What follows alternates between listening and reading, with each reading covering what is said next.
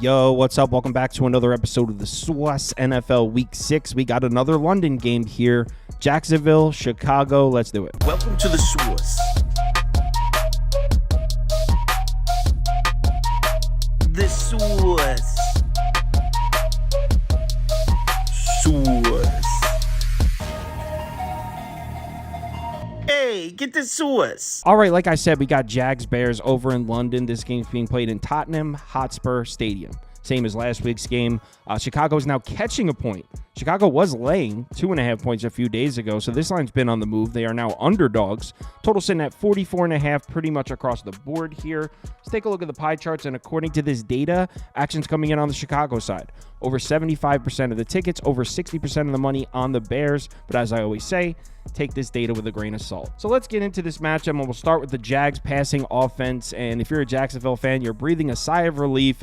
Trevor Lawrence looked good last week. Jacksonville in weeks 1 through 4, averaging just 187.8 passing yards per game, 5.8 yards per attempt, 81.6 passer rating, 51.4% success rate per dropback's actually good, but there was just not much downfield passing. Then week 5 comes against the Colts, and Trevor Lawrence just goes nuclear. 371 passing yards in the game, 10.9 yards per attempt, 50% success rate per dropback, 119.5 team passer rating. Yeah.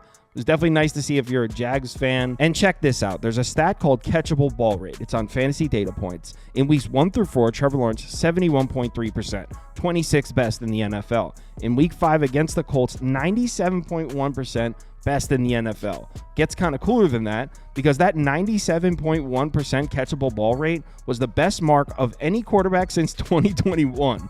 So Lawrence was delivering last week against the Colts. Now, we do have to mention that Trevor Lawrence always owns the Colts. Jacksonville is now 10-0 straight up and against the spread in their last 10 matchups against the Colts. They own this team. Trevor Lawrence always plays really well against the Colts, completing over 77%. This is in his last 6 matchups. Almost 78% completion, 7.9 yards per attempt, 11 touchdowns, 3 picks, a 112.9 passer rating. So it's not that weird that he went off against the Colts. He kind of always goes off against the Colts, and the Colts defense is pretty terrible, at least against the pass it is. They're 30th in yards per pass attempt allowed, 21st in success rate per dropback. I mean, this is a borderline bottom 10 pass defense in the NFL. They also have no pass rush. They're dead last in pressure rate. Check this out. Last Sunday against the Colts, Trevor Lawrence was pressured on just 2.9% of his dropbacks. I don't know if I've ever seen it that low. That's the lowest since pressures started being recorded back in 2013. So the Colts pass rush was getting nowhere near Trevor Lawrence in this game. Now they're going to play the Bears, and the Bears can rush the passer, but first let's look at their pass defense numbers. The Bears might be rocking with a top 5 pass defense this year. At least it looks like it so far. 5th in the NFL in yards per pass attempt allowed, 3rd in success rate per dropback, 1st in pass defense EPA, 2nd in pass defense DVOA. But here's the thing about Chicago. They run a lot of zone coverage, over 74% frequency. That's 9th most in the NFL. Trevor Lawrence, much better numbers throwing the ball in zone coverage. Completion percentage, yards per attempt, passer rating, all significantly better against zone coverage. What else do the Bears do defensively? A lot of single high safety looks, 58.7%. 8th most in the NFL. Trevor Lawrence, much better passing numbers against single high safety looks. Completion percentage, yards per attempt, passer rating, all significantly better against single high safety looks. What else do the Bears do? Cover 3. I believe it's 8th or 9th most in the NFL. I don't have the graphic in front of me. Trevor Lawrence against cover 3 this year, 10th in completion percentage, 5th in yards per attempt, 5th in passer rating. Now, what about the pass rush? We just mentioned how the Colts barely touched Trevor Lawrence in that game. Got to give some credit to the Jags offensive line, but that was the Colts, and this is the Bears, and Chicago definitely does have a pass rush. Jacksonville's offensive line on the year, pretty mediocre, looking pass blocking numbers, maybe slightly above average. 12th in pressure rate allowed, 20th in pass blocking grade, 15th in adjusted sack rate, but still, they should be a bit outmatched here, because like I said, the Bears pass rush, Bears against the run, we'll talk about it, I'm worried about, but the Bears pass rush, they're 5th in the NFL in pressure rate, 10th in pass rush grade, 15th in adjusted sack rate this season. And that is a huge factor in this game because Trevor Lawrence has really struggled against pressure this year. He's actually 33rd in yards per pass attempt, just 3.7 yards per pass attempt when pressured. Passer rating drops from a 96.2 to a 62.9 when pressured. So yeah, Trevor Lawrence really struggling with pressure this year. Is the Bears pass rush able to get home? I mean, they should win some of their battles. Like I said, Jacksonville's offensive line's been pretty good, not great. I do like how the Jags offensive line may be coming into this one with some momentum. Last week's game against the Colts, that was the best game the Jags offensive line has played all year. Yes, it's against the Colts, but maybe they bring some of that momentum into this one. They're going to need it against the Bears pass rush.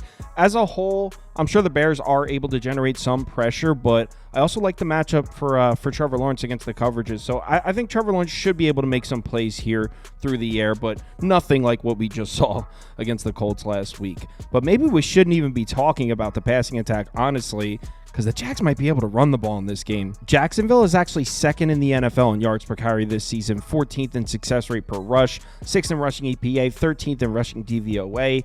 It's kind of flown under the radar, but this Jags team has been able to consistently run the ball this year. And we talked about how good the Bears defense is against the pass. That's not the case against the run. They've actually been struggling against the run. They're 23rd in yards per carry allowed, 17th in success rate, 22nd in EPA, 30th in run defense DVOA. In their last 3 games, they're allowing over 131 rushing yards per game, 5.3 yards per carry as a team, 44.3% success rate. So this Bears defense has been really struggling against the run. The Jags have done a great job running the ball this year. And check this out. The matchup actually gets better for the Jags. They're 3rd in gap concept blocking scheme frequency. So that's the type of run game Jacksonville likes to come out with. Want to know what the Bears really struggle with?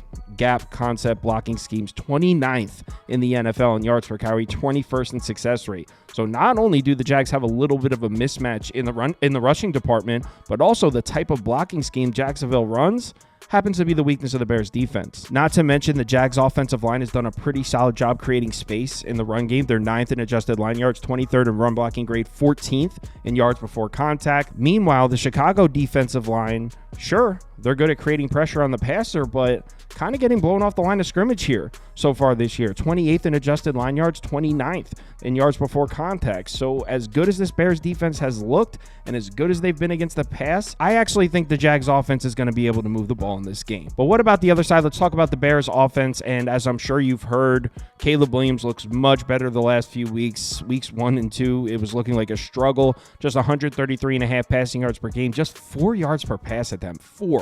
48.1% success rate, so he was somewhat efficient in terms of completing passes, just no downfield passing whatsoever. 53.3 passer rating in those 2 games. Then against the Colts, we saw a slight improvement, right? Numbers got a little bit better. And now in his last 2 games, we're really starting to see Caleb Williams play some football. Bears passing numbers in weeks 4 and 5, 230.5 passing yards per game, 8.9 yards per attempt, over 70% success rate per dropback, 116.4 passer rating. Very impressive passing numbers here from the Bears in the last 2 weeks. Now, that still hasn't done much for their overall passing numbers on the season. They're still just 25th in yards per pass attempt. Those first 2 weeks were bad. They're going to have to dig out of that hole. 20th in success rate per dropback, 23rd in EPA, 25th in DVOA. So still, we haven't seen enough to declare the Bears passing attack a good one. And we also have to mention, I mean, look who they played.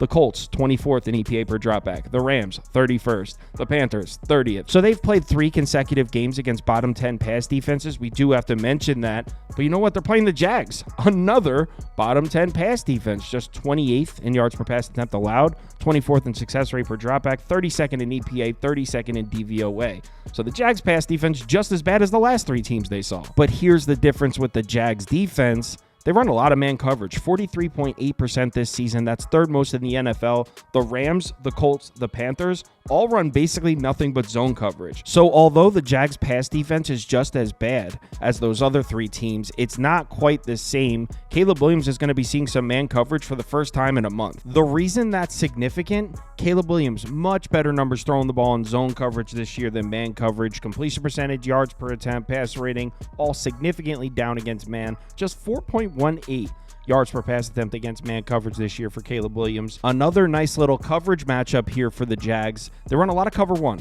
37.1% frequency on the year. That's 2nd most in the NFL. Caleb Williams against cover 1, 21st in completion percentage, 30th in yards per attempt, 29th in passer rating, 26th in turnover-worthy play rate. Now, the good news for Caleb Williams and the Bears here is Jacksonville doesn't have much of a pass rush. just 16th in the NFL in pressure rate this year, 25th in pass rush grade, 28th in adjusted sack rate. And the Chicago Bears offensive line has been pretty terrible in terms of creating space in the run game, but they have done a decent job in pass protection. 17th in pressure rate allowed, 9th in pass blocking grade, 27th in adjusted sack rate. Caleb Williams has taken some sacks, but as far as the offensive line, they really haven't been that bad. The reason this is a huge factor here, Caleb Williams has really struggled with pressure this year. One of the worst quarterbacks in the NFL when pressured. We thought Trevor Lawrence's splits looked bad in this category. Caleb Williams even worse. So the fact that Jacksonville doesn't have an elite pass rush and the Bears offensive line should be able to keep Caleb Williams safe for the most part, that's a huge factor in this game. But honestly, what worries me most about this matchup for Caleb Williams is right here. The Bears run game. If you notice, when the Bears weren't able to run the ball, Caleb Williams looked pretty terrible as a passer. Yes, he did see some bad pass defenses. Yes, he saw some zone coverage, but also they saw some bad run defenses, and the Bears were able to get the run game going. Run support is huge, takes a lot of pressure off of the quarterback. In weeks 1 through 3, the Bears averaged just 73 rushing yards per game, 3.1 yards per carry, a success rate under 30%. They were looking like one of the worst rushing attacks in the NFL.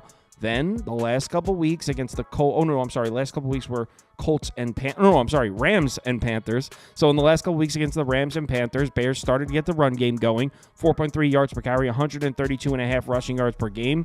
What do you know? Caleb Williams has his best 2 games throwing the ball as well. So you might be thinking, well, Kyle, why does that worry you? This sounds like a positive angle for the Bears. They're starting to get the run game going. They're taking pressure off Caleb Williams. Yes, it is a positive thing, except they played the Rams and Panthers. Look at their run defense numbers. EPA per rush and run defense DVOA. Rams are 30th and 30th. Panthers are 25th and 26th. The Jags are a top 10 run defense, and they were last year as well. They're 6th in the NFL in yards per carry allowed, 7th in success rate, 12th in EPA, 11th in DVOA. So that newly found Bears rushing attack that we've seen the last couple weeks, probably not going to be there against Jacksonville. Like I said earlier, the Bears offensive line has not been good at creating space in the run game. They're just 27th in adjusted line yards, 24th in yards before contact, 17th in run blocking grade. The Jags have done a pretty solid job in this department. 11th, 16th, 13th. So I don't know how much space Chicago's going to have in the run game on this one. Combine all that with the fact that this game's in London where the Jags love to play.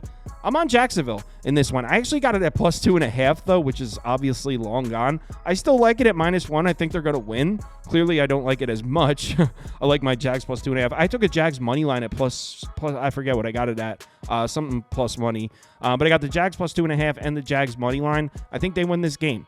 So I am on Jacksonville for this one. If you'd like to see all the bets I currently have open, head over to KyleKirms.com and click on Open Bets. You'll see all mine as well as everyone else on the staff here. Also, if you sign up to Sauce Network Plus, it comes with access to the Discord, and you can participate in the weekly betting league. $150 on one of these trophies go to the winner every single week. So if you're interested in that, head over to the website and sign up. Live show, 11 a.m. Eastern time up to kickoff. Same as always, we'll go through every single game on the board. If you're able to make it, we'd love to see you in the comments. Let's have ourselves a good NFL week here. Such a weight lifted off my shoulders this week. If you've been following along with college football, you know I'm getting crushed in that sport. Had a good college football Saturday. Real nice one. Well, I still have some games on that haven't happened yet, but as of right now, I think I'm like 6-1 or 7-1 or something. So looking like a nice college football Saturday, which was needed. Special shout out to those who stuck around and took the losses with me. Apologies for that. Hopefully we're back. Definitely a nice Saturday. Let's take that momentum into Sunday. Please remember to bet responsibly. Talk to you in the Discord.